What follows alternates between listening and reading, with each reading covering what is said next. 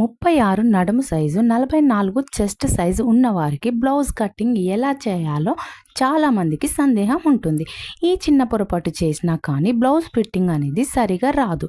ఈ వీడియోలో నేను స్టెప్ బై స్టెప్గా ఈ బిగ్ సైజ్ బ్లౌజ్ అనేది ఎలా కటింగ్ చేయాలో చూపించాను. వీడియో చివరి వరకు చూడండి.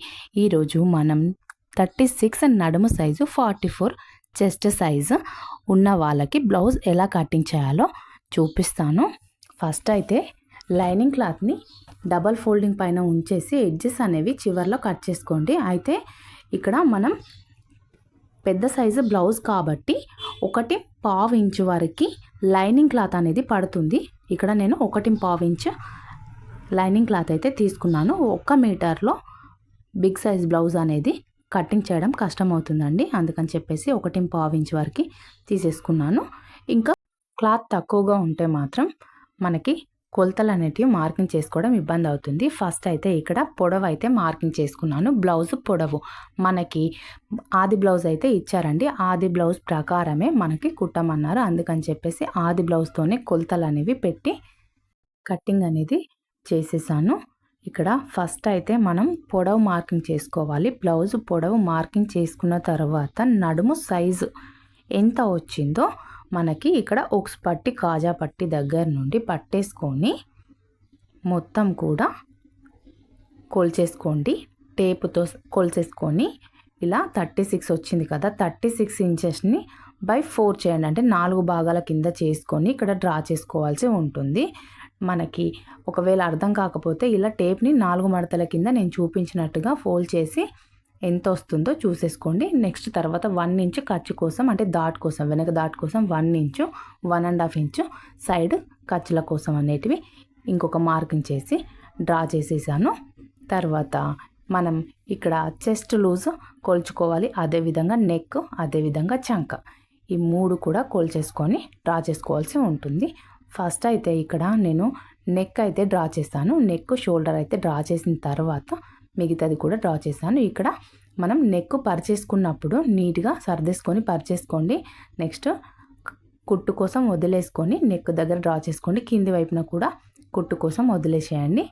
వదిలేసుకొని ఇలా డ్రా అయితే చేసేసుకోండి. నెక్ దగ్గర, షోల్డర్ దగ్గర, మొత్తం షోల్డర్ వచ్చేసి ఇక్కడ 6 ఇంచుల వరకు వచ్చిందండి. అదే 6 ఇంచుల వరకు తీసేసుకోండి. నెక్స్ట్ నెక్ కూడా ఎలా అయితే ఉందో అలాగే డ్రా చేసుకోండి. తర్వాత వచ్చేసి చంక రౌండ్ ఎంత ఉందో వెనక భాగం మాత్రమే కొలుచుకోండి. ముందటి భాగానికి చంక కొలవకండి, వెనక భాగంకే చంక అనేది కొలిచేసుకోండి. ఇక్కడ 9.5 ఇంచులు వచ్చింది. అయితే ఇంకో చంక కూడా సేమ్గా ఉందా లేదా అన్నది నేను మళ్ళీ కొలిచేసాను. అలా కూడా చూసుకోవచ్చు. 2 కూడా చూసేసుకోండి. ఒక దగ్గర నాకు 9.5 వచ్చింది, ఇంకో చంక 9.5 వచ్చింది. అలా చూసుకున్న తర్వాత కింది వైపు నుంచి ఫస్ట్ ఒక మార్కింగ్ చేసుకోండి. ఇలా కాకుండా పైనుంచి కూడా చంక డౌన్ అనేది మార్కింగ్ చేసుకోవాల్సి ఉంటుంది. మనకి ఆది బ్లౌజ్ అంటే కొలత బ్లౌజ్ ఇచ్చారు కాబట్టి అది ఎలా ఉందో యాస్టీస్గా నేను అలానే పెట్టేస్తున్నాను.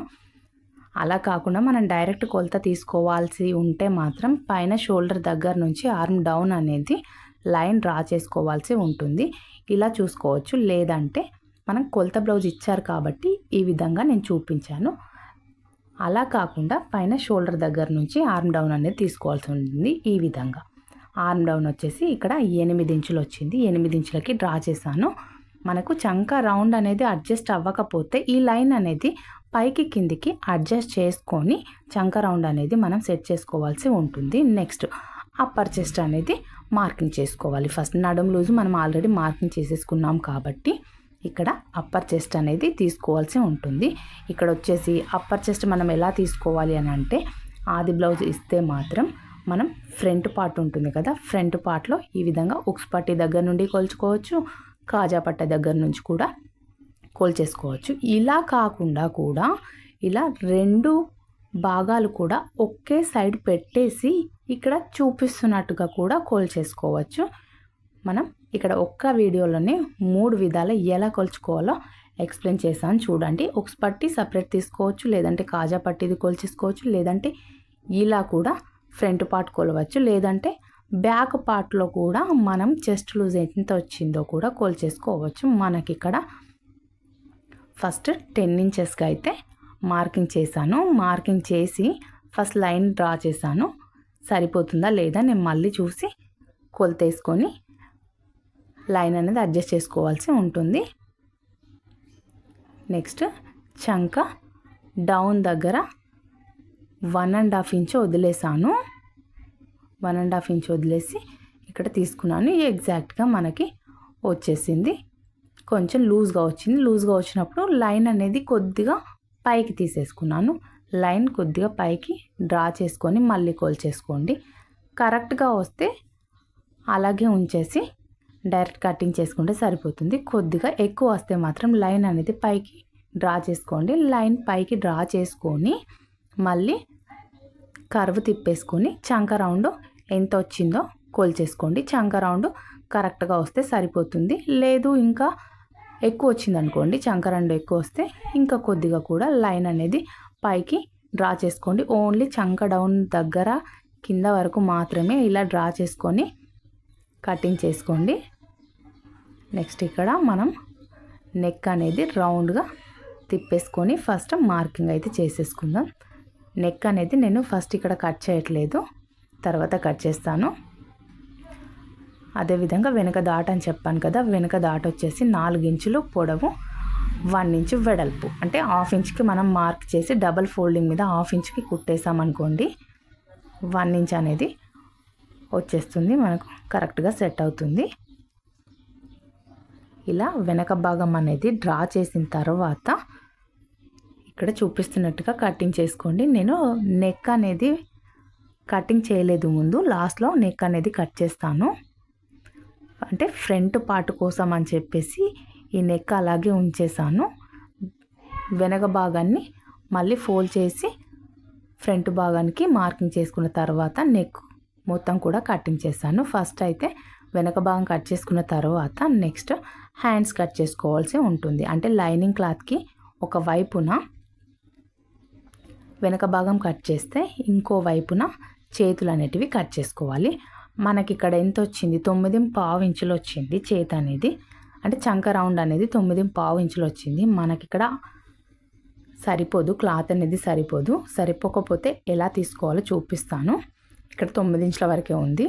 అలా కాకుండా మనం 4 మడతలు వేస్తాం కదా, 4 మడతలు కాకుండా ఇలా సగానికి ఒక మడత వేసేయండి. సగానికి మడత వేసామంటే మాత్రం మనకు ఒక వైపున కరెక్ట్గా వస్తుంది, ఒక్క వైపున మాత్రమే జాయింట్ అనేది పడుతుంది. ఆ జాయింట్ కూడా ఎలా కటింగ్ చేసుకోవాలో చెప్తాను నేను. ఫస్ట్ అయితే హ్యాండ్ని ఇలా ఉల్టాగా తీసేయండి. తీసి మొత్తం కుట్టు కోసం వదిలేసుకోండి. కింద కుట్టు కోసం వదిలేసుకొని పై వైపున మార్కింగ్ చేసుకోండి. నేను వేరేగా స్టిచ్ చేస్తాను. కుట్టు కోసం ఒక్కోసారి తీసుకుంటాను, ఒక్కోసారి ఏమో డైరెక్ట్గా అట్లనే స్టిచ్ చేస్తాను. కాకపోతే ఈ బ్లౌజ్కి కుట్టు కోసం తీసుకున్నాను. ఇక్కడ 10.5 ఇంచులు వచ్చింది. 10.5 నెక్స్ట్ ఆర్మ్ డౌన్ 3.5 లేదంటే పావు తక్కువ 4 ఇంచులు. పెద్ద సైజ్ బ్లౌజ్ కాబట్టి పావు తక్కువ 4 ఇంచుల వరకు ఇక్కడ ఆర్మ్ డౌన్ అనేది తీసేసుకొని డ్రా చేసుకున్నాను. ఇలా డ్రా ఎలా చేయాలో చూపించాను, కాకపోతే నేను కొద్దిగా క్లాత్ ఎక్స్ట్రాగా కట్ చేసుకున్నానండి, చెప్తాను నేను.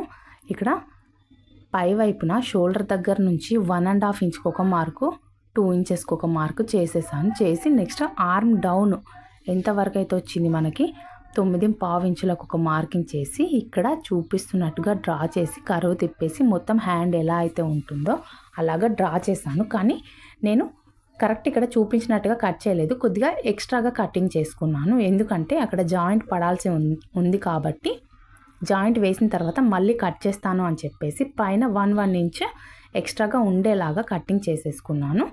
కరెక్ట్ ఎగ్జాక్ట్గా తీయలేదు. నెక్స్ట్ మనకు జాయింట్ అనేది ఓన్లీ 1 సైడే జాయింట్ పడుతుంది. ఈ పీస్ వరకు, అంటే మనం లైన్ డ్రా చేసిన పీస్ వరకు మాత్రమే జాయింట్ అనేది పడుతుంది. నేను చూపిస్తాను ఆ జాయింట్ ఎలా తీసుకోవాలో. తర్వాత ఫ్రంట్ పార్ట్ అయితే ఫస్ట్ డ్రా చేద్దాము. ఫ్రంట్ పార్ట్ అయ్యాక మిగిలిన క్లాత్లో హ్యాండ్కి జాయింట్ అయితే ఎలా కట్ చేసుకోవాలో చెప్తాను. ఫస్టే హ్యాండ్ జాయింట్ కట్ చేసామనుకోండి మనకు ఫ్రంట్ పార్ట్కి తక్కువ పడే ఛాన్స్ ఉంటుంది, అందుకని చెప్పేసి ఇప్పుడు ఏం తీయలేదు నేను. నెక్స్ట్ తర్వాత ఇలా బ్యాక్ పార్ట్ మొత్తం పరిచేసుకొని అవుట్లైన్ అయితే డ్రా చేసుకోండి. అంటే వెనక భాగం ఎలా అయితే ఉందో అలాగే మొత్తం కూడా ఫస్ట్ అయితే డ్రా చేసి పెట్టేసుకోండి. నెక్స్ట్ ఇలా కింద చివర్లో ఉంది కదా, చివరి నుంచి ఒక 2 ఇంచులు పైకి మార్కింగ్ చేయండి. క్రాస్ పట్టి వస్తుంది కదా మనకి బెల్ట్ పట్టి, దానికోసం అని చెప్పేసి ఫ్రంట్ భాగంలో ఇలా 2 ఇంచులు పైకి అయితే మార్కింగ్ చేసుకోండి. మొత్తం కూడా సేమ్ వెనక భాగం ఎలా అయితే ఉందో అలా డ్రా చేసుకోండి. ఇలా డ్రా చేసుకున్న తర్వాత ఫస్ట్ నెక్ పరిచేసుకోండి. నెక్ పరిచేసుకొని నెక్ అయితే ఫ్రంట్ నెక్ ఎలా ఉందో అలా డ్రా చేసుకొని ఇక్కడ ఉక్స్ పట్టి కానీ కాజా పట్టి కానీ మనం ఏదైతే తీసుకుంటామో దాదాపు అయితే నేను లెఫ్ట్ సైడ్ వచ్చే భాగాన్నే పట్టేసుకొని కొలత అయితే వేసుకుంటాను. అయితే ఇక్కడ కస్టమర్ ఏం చెప్పారంటే వాళ్ళకి ఫ్రంట్ పార్ట్లో పట్టేసినట్టుగా ఉందని చెప్పారు బ్లౌజు. అందుకని చెప్పేసి నేను కొద్దిగా క్లాత్ ఎక్కువగా తీసుకొని లూజ్ అనేది పెట్టేసి చెస్ట్ దగ్గర అడ్జస్ట్ చేసి స్టిచ్ చేశాను. ఇక్కడ చూపిస్తున్నట్టుగా ఫ్రంట్ పార్ట్ షోల్డర్ దగ్గర నుంచి డాట్ పట్టేసుకోండి. మధ్యలో డాట్ పట్టేసుకొని ఫ్రంట్ పార్ట్ పొడవు మార్కింగ్ అయితే చేసుకోండి. మార్కింగ్ చేసుకున్నాక ఇక్కడ చూడండి మొత్తం 15 ఇంచులు వచ్చింది.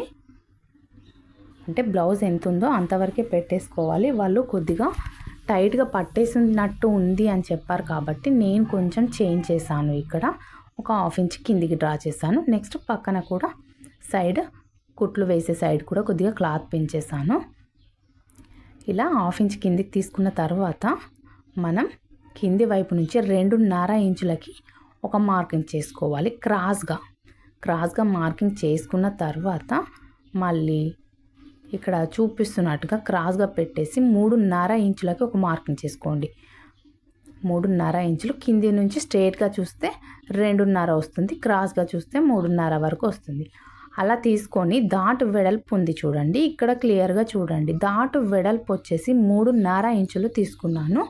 మామూలుగా వేరే బ్లౌజెస్కి అయితే ఇంత వెడల్పు తీసుకోమండి.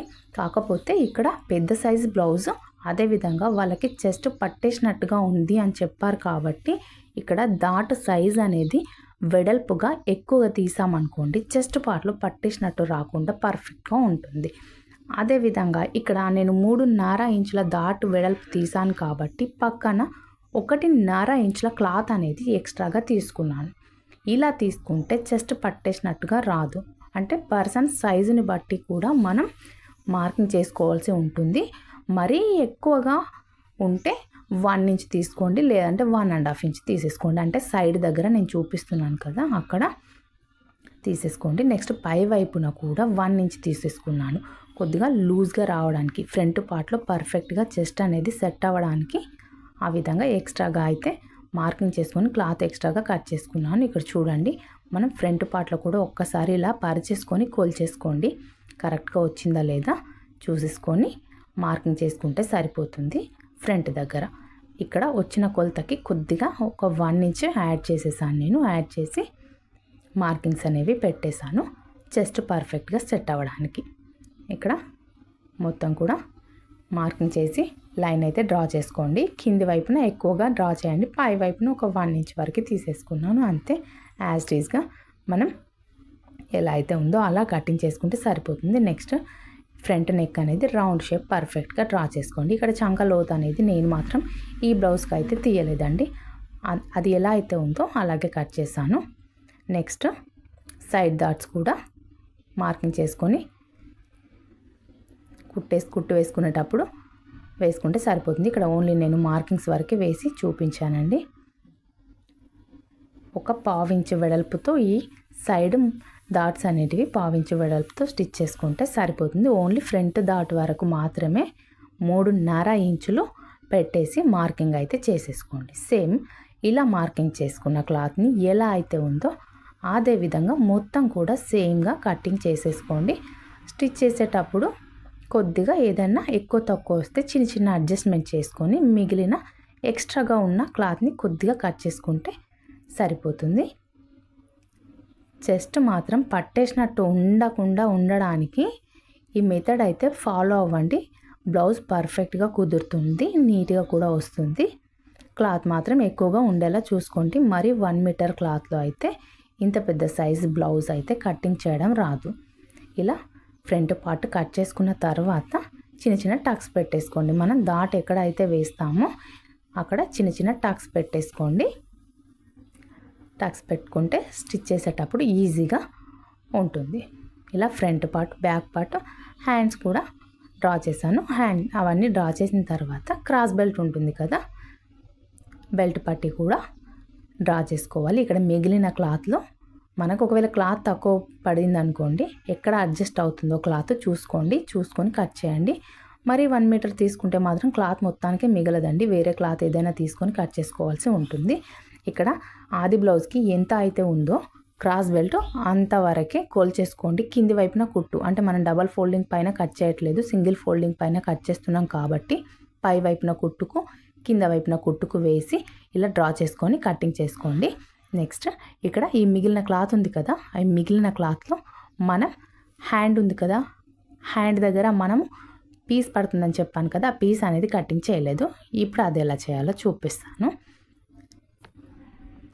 అంతే అండి, ఈజీగా కటింగ్ చేయడం మాత్రం చాలా ఈజీ. చిన్న చిన్న టిప్స్ ఫాలో అవుతూ ఈజీగా కటింగ్ చేసేసుకోవచ్చు. మనకు ఇక్కడ హ్యాండ్ దగ్గర ఏ క్లాత్ అయితే సరిపోతుందో ఒకసారి పరిచేసుకొని ఇలా ఫస్ట్ సెట్ చేసుకొని చూడండి. ఇలా పరిచాక కూడా మనకి కొద్దిగా సైడ్లో ఇంకా కొంచెం జాయింట్ పడుతుంది, పర్వాలేదు, అక్కడ చిన్న జాయింటే కాబట్టి మనం వేసేసుకోవచ్చు. ఇలా డ్రా చేసుకోండి. ఇక్కడ చూపిస్తున్నట్టుగానే మిగిలిన క్లాత్ అనేది అక్కడ పరిచేసుకొని చూసుకొని కటింగ్ చేసుకోండి. కొద్దిగా క్లాత్ ఎక్కువగానే ఉండేటట్టు చూసుకోండి. అంతే అండి, ఈజీగా ఒకటే జాయింట్తో మనకి హ్యాండ్ అనేది సెట్ అయిపోతుంది.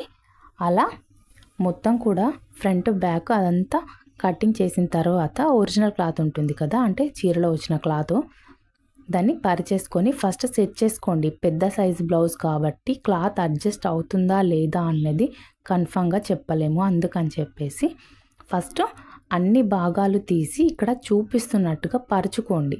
ఫస్ట్ పరుచుకున్నాక అవును సెట్ అయింది, ఎక్కడ జాయింట్ లేకుండా వస్తుంది, లేదంటే కొద్దిగా జాయింట్ పడుతుంది అనుకున్నప్పుడు మాత్రమే కటింగ్ చేయండి. లేదంటే ఇలా కాకుండా వేరే విధంగా కూడా సెట్ చేసి అడ్జస్ట్ చేసుకోండి. మనకు క్లాత్ ఎక్కడైతే అడ్జస్ట్ అవుతుందో అక్కడ పెట్టేసుకుంటే సరిపోతుంది. నెక్స్ట్ ఇంకొకటి మనం గుర్తుపెట్టుకోవాల్సింది ఏంటంటే, చీరలో వచ్చిన క్లాత్కి ఏదైనా డిజైన్ వచ్చింది అనుకోండి, ఇక్కడ ఫ్లవర్స్ వచ్చాయి, ఫ్లవర్స్ అన్నీ పైకి చూస్తున్నట్టుగానే ఉన్నాయి, అందుకని చెప్పేసి హ్యాండ్ వేశాను. హ్యాండ్ పైననే నేను వెనక భాగం వేశాను. ఒకవేళ డిజైన్ ఇలా రాకుండా మొత్తం కూడా అంత సేమ్ వచ్చింది అనుకోండి, ఒక చివరన చేతులు వేసి కట్ చేయండి, ఇంకో చివరన వెనక భాగం వేసి కట్ చేయండి. క్లాత్ అలా అడ్జస్ట్ అవుతుంది. మనకు డిజైన్ ఒక్కటే వైపున వచ్చింది కాబట్టి ఇలా పరిచేసి సెట్టింగ్ చేశాను. ఈ చిన్న చిన్న టిప్స్ అనేటివి మాత్రం గుర్తుపెట్టుకోండి. కొత్తగా కటింగ్ చేసేవాళ్ళు, బిగినర్స్ అయితే ఖచ్చితంగా గుర్తుపెట్టేసుకోండి. మొత్తం కూడా ఈజీగా సింపుల్గా అయిపోతుందండి కటింగ్ అనేది. మనకు ఎక్కువగా ఏం జాయింట్స్ అయితే పడలేవు, మొత్తం కూడా క్లియర్గా వచ్చేసింది క్లాత్ అనేది. హ్యాండ్స్కి మాత్రం జాయింట్ పడుతుంది, జాయింట్స్ వేసుకుంటే సరిపోతుంది. ఈ వీడియో కనుక మీకు నచ్చినట్టయితే లైక్ చేయండి, షేర్ చేయండి, సబ్స్క్రైబ్ చేసుకోండి. Thank you for watching.